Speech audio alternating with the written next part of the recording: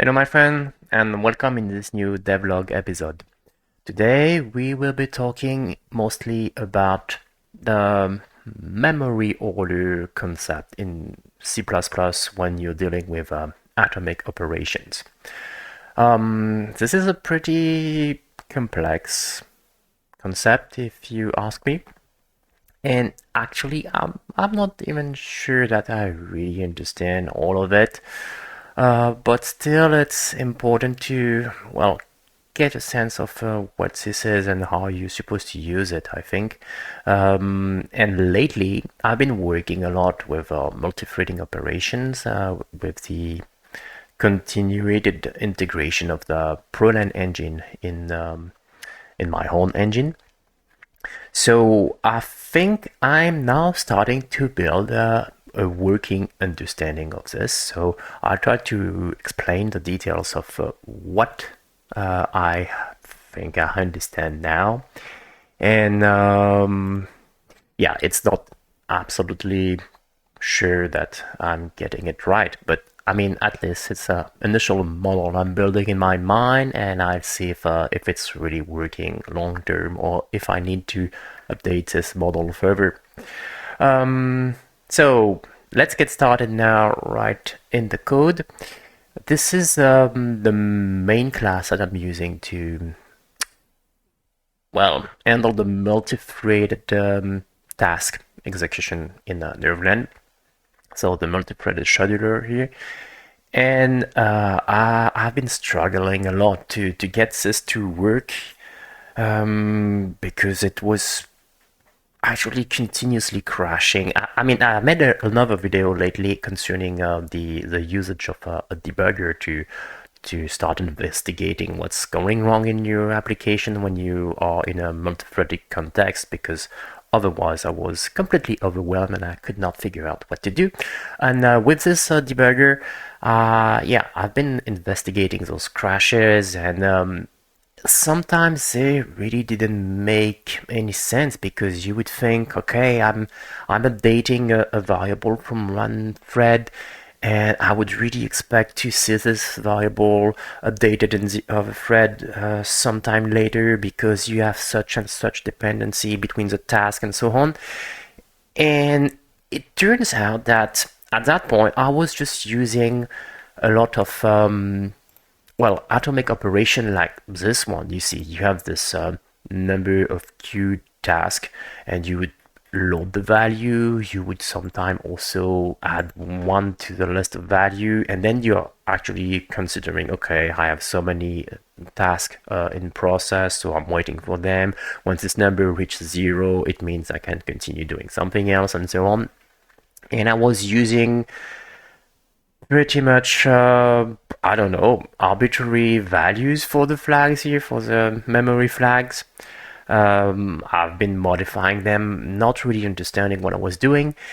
And it turns out if you do that, then yes, it's going to mess everything. You're going to get strange behavior, like reading on one side of the value which is not supposed to be available yet on the other side, or which is supposed to be available but it's not, and so on.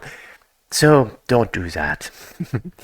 um, and to basically fix this issue, one thing I think is the first step anyone should do, at least if you, like me, not very familiar with how this is really working at first, you can use this version here. Whenever you try to call fetch, add, or load, for instance, here, or store or whatever, you can try to use the default memory order flags, because those are actually providing the strongest synchronization pattern.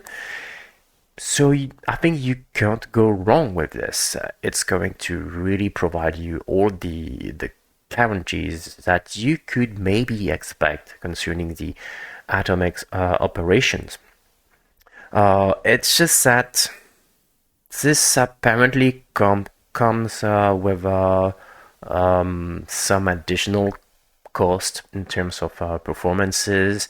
So that's why people maybe sometimes try to optimize this a little bit. I mean, we're properly talking about very small details here, but anyway. So that's why in the end you may want to evolve a little bit those flags. But as a first start, the first suggestion I would have would be to try that, because this is what I did on my side. And at that time, everything started to work out just fine, because yeah, I was using those default memory order flags everywhere.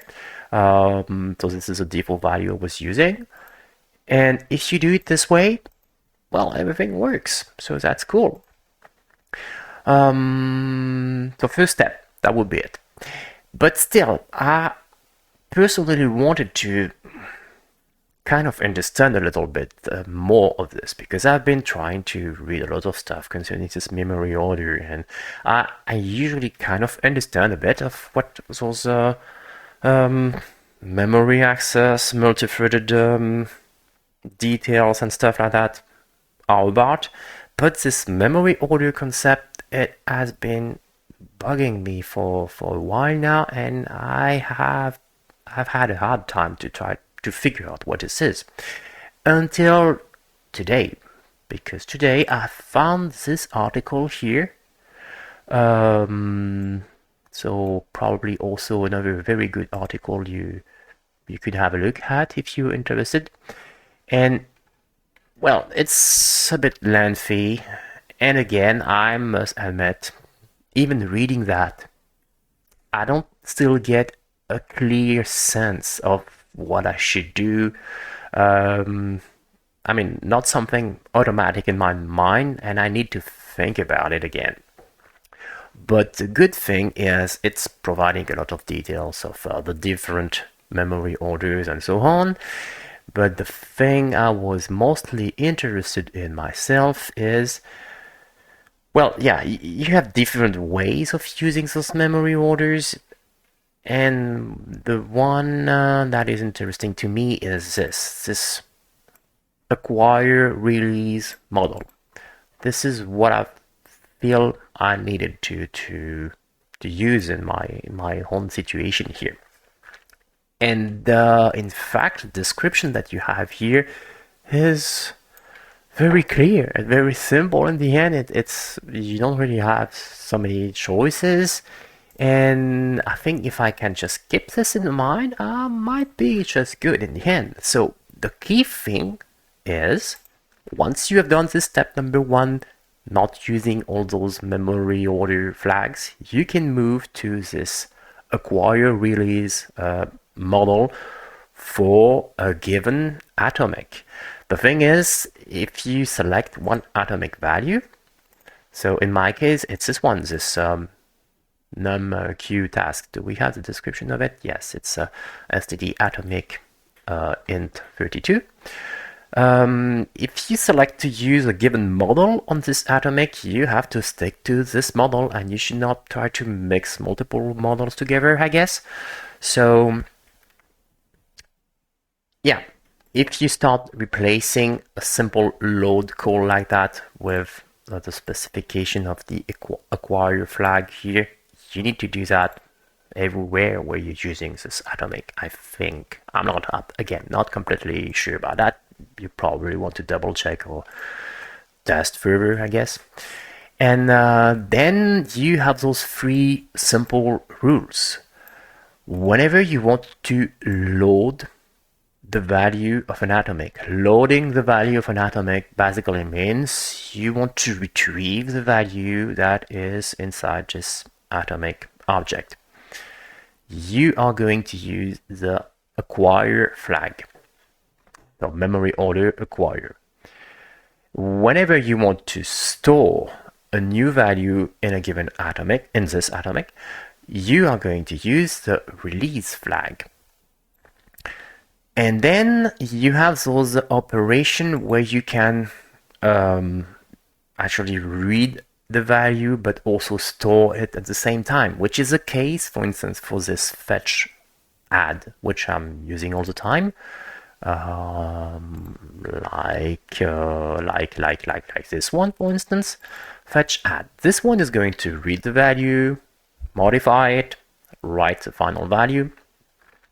So for this one, you have the choice, in fact, between those three different flags. It can be either just acquire, just release, or acquire release, which is doing both at the same time.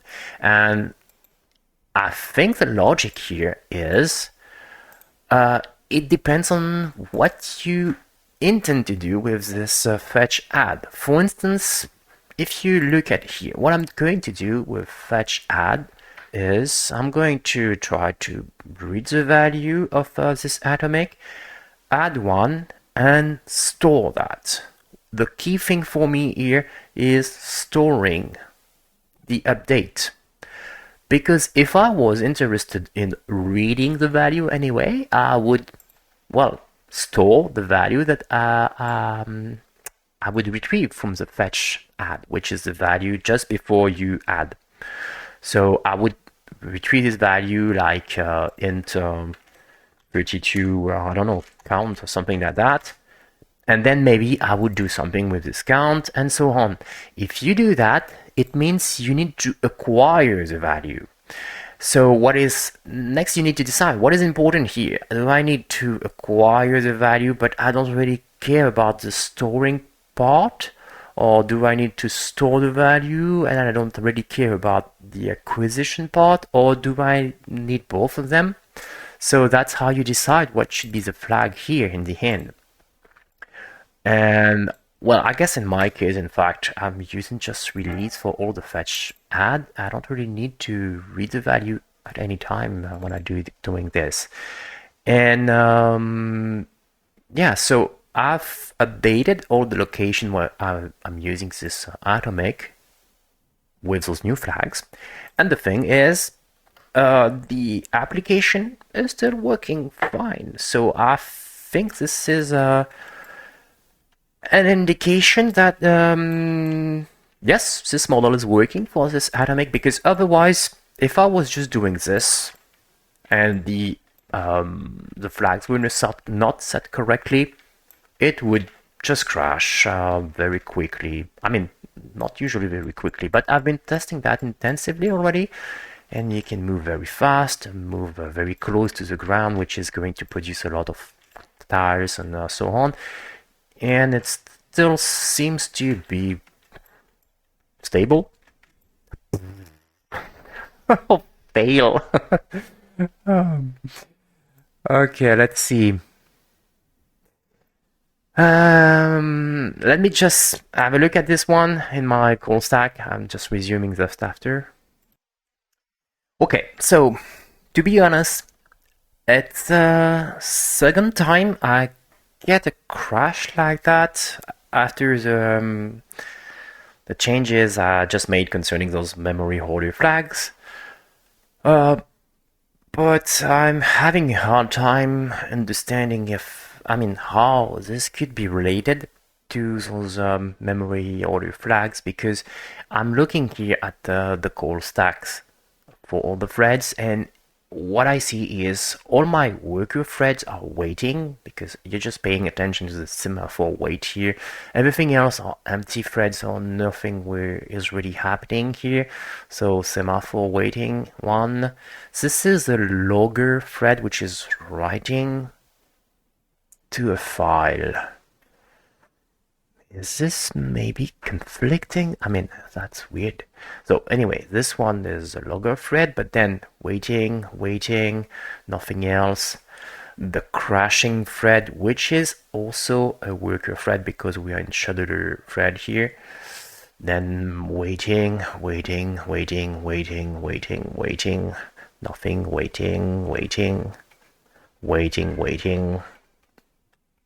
wait, and that's it. Nothing else. So nothing really weird going on here. All the threads are just waiting except one, which is doing its stuff with DirectX 12.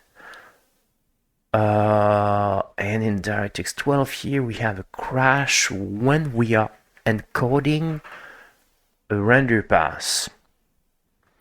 And the crash goes as far as the ABS-Solo library, which is a dependency used in down format convert. No idea what this could be. I mean, yeah. So as I said, it's really not clear to me how this could be related to those memory order flags. But what I'm going to do is try to revert the changes I just made and see if I can again reproduce at least once this kind of error, which would indicate that it's probably not related. And if it's really not reproducible in that case, then there's still something I don't understand, I guess. So yeah, more thinking, more investigation. But still, for now, I don't think I really need to throw away all of this because it still feels much more stable than what you would get if those flags are completely messed up, because I got an experience with that already. So those flags seems okay to me. And yeah, I mean, this is basically all I wanted to mention on this. Definitely something you need to really pay attention to if you're starting to use those atomics everywhere. The memory order is very important. It's very tricky to understand. As I said, still not sure I understand that properly.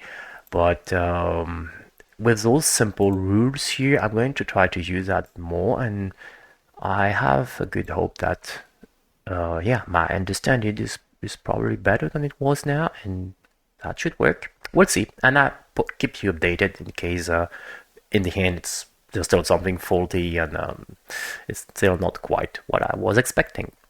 So hope you learned something, and if you have any question again, just let me know in the comments, and yeah, see you another time. Bye bye.